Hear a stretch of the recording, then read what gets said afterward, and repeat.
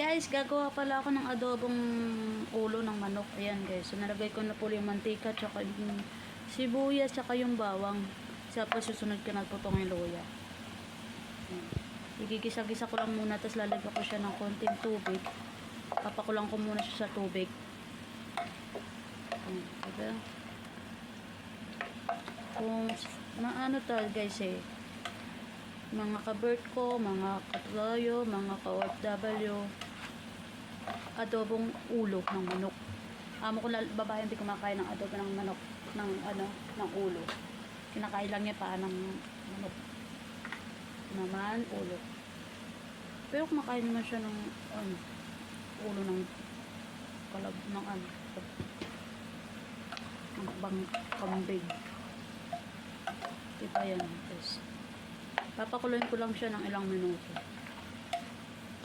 Na may tubig. Tapos sasabayan ko ng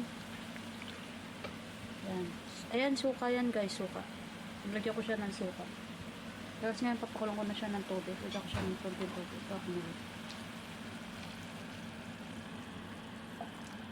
Papakulong ko siya ng tubig. Kasi kailangan palambutin ko muna to. Pag lumambot na siya, saka na siya.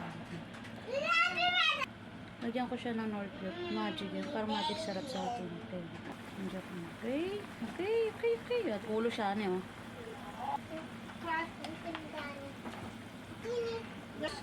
Yan guys, tapos lalagyan ko siya ng laurel. Lagyan ko siya ng laurel.